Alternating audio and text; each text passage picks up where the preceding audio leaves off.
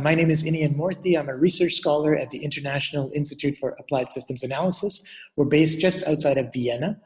And I'm the project manager for this LandSense initiative, which started in 2016 and ends this year in December in 2020. The project is entitled a Citizen Observatory and Innovation Marketplace for Land Use and Land Cover Monitoring. And the motivation in behind the project is really to try to bring two worlds together, bring the world of this emerging field of citizen science, as well as the field of Earth observation, remote sensing, and image capture for environmental monitoring reasons. Our group and the project itself also primarily focuses on the theme of land use and land cover monitoring. So we're seeing how we can thrive in the intersection of these two worlds for this particular theme. One of the things that we would like to overcome is that EO-based monitoring is generally very conventionally top-down, meaning that those who have the data get to make the maps. But what we want to do is really leverage citizen science and crowdsourcing method to have this more bottom-up and participatory approach where we can actively engage people in environmental monitoring and in turn then promote environmental stewardship. The project itself brings together 18 partners across 9 countries, and you have some stats of some of the achievements that this project has made. Most importantly, what you can do is visit the Zenodo link that's indicated here, where you get to see some of these different data sets, where you get to read some of these journal publications, as well as our reports to the European Commission over the 4-year timeframe.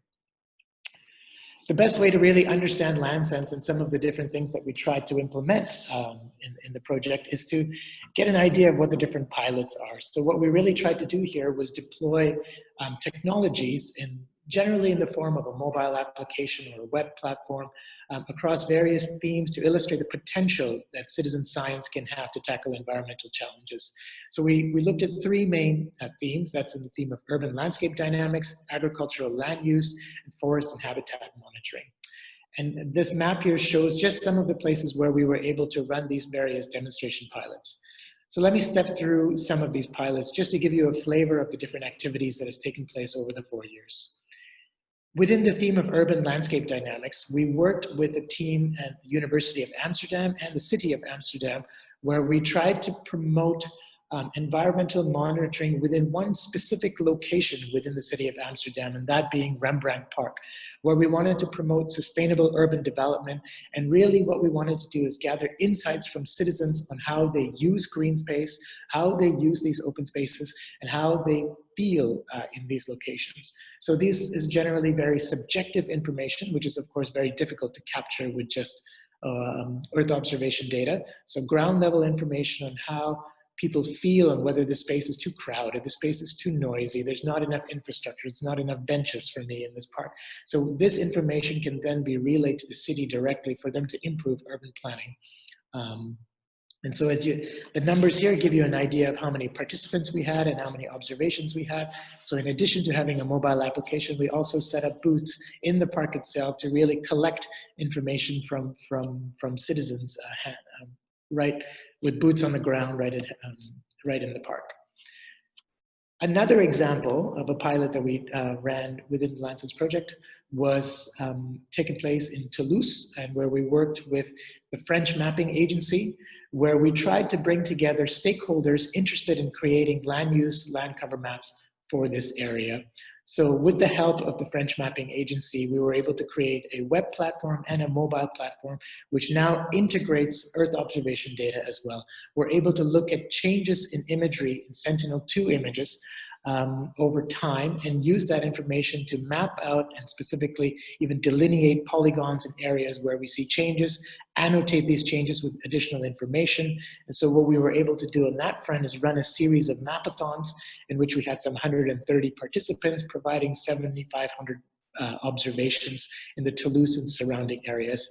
For this particular pilot, you're also able to use a mobile application to provide further information at the ground level that can be used to create new maps or improve the existing maps that these authoritative data sets currently have. So now shifting gears a little bit and looking at the agricultural land use pilot, where we worked in Vojvodina with our partner Innocence, who's leading this LandSense Innovation Challenge here, is that what we were able to do is try to create, again, a mobile and web-based platform solely focused on agriculture, so that different farmers, and in this case, high schools that are focused on the agricultural domain, can provide additional information about the different crops that they're growing there, the state of the crops, and what are the current activities, farming activities that are planned. And so to essentially give added value to the information that's collected just directly via Earth observation. Again, you get an idea of the number of participants and observations. This was what was conducted in phase 1, and in phase 2, they worked directly with farmers themselves to give the tools, hands-on experience with the tools, so that they can see how the information that they collect can be complemented with Earth observation data, Sentinel-2, change-based detection maps, as well as other informations about NDVI and other profiles that you can get from satellite imagery to complement these two worlds. Another data set that was collected as part of the agricultural land use case, as the finalists here would be aware of, is that we mounted some cameras on a Jeep here and drove it around this area to collect street level imagery, forward facing and side looking, which then can further be used for either land use and land cover characterization, as well as possibly crop determination. And so this information is also openly available in our Zenodo site, some 26,000 photographs that were captured. Okay, the final theme within LandSense is forest and habitat monitoring. And on this front, we worked with our partners in BirdLife International, based out of Cambridge, as well as their associated chapters in Spain and Indonesia, SEO BirdLife and Burung Indonesia, where we created a platform to essentially create a digital workflow on how they do their monitoring and reporting of biodiversity threats across important bird and biodiversity areas and Natura 2000 sites within Europe. Our main focus was to create a platform for Spain specifically as our pilot country here, in which we wanted to put this tool in their hands of caretakers and volunteers within the BirdLife organization to essentially report on what they see as potential threats to biodiversity. And you can see some images here on the right-hand side that volunteers were able to provide. For example, an illegal dumping site was indicated. Some others also found marine life dead, washed up on shore. Why could that be? And so this information then gets relayed through the BirdLife chain of command up to the caretakers, to the national level coordinators, who then can promptly respond to these alerts, and whether these alerts then get included in the national assessment of the country. So we're working on Spain specifically now, and they'll be creating their annual assessment at the end of this year, which we will also make available. Furthermore, another pilot country that used the Natura Alert application was Indonesia.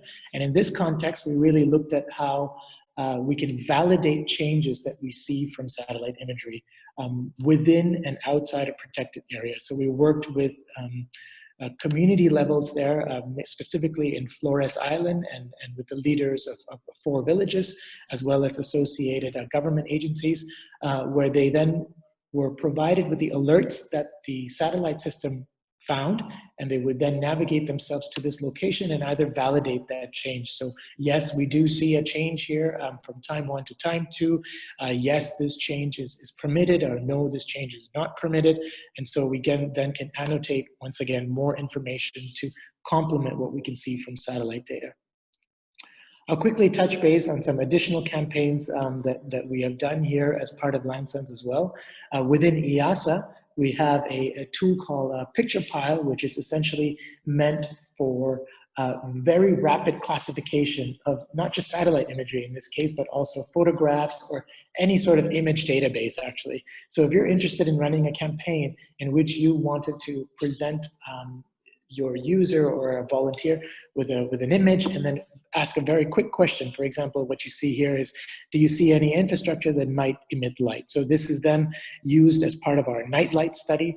And what one can do is essentially, in a very Tinder-like manner, swipe yes or no to answer these questions. So as you can imagine, this sort of approach can can harness many observations in a short amount of time. So this gives you an idea that with 260 some participants, we've gained 419,000 observations or swipes in this case, which then can again be used to complement other additional data streams.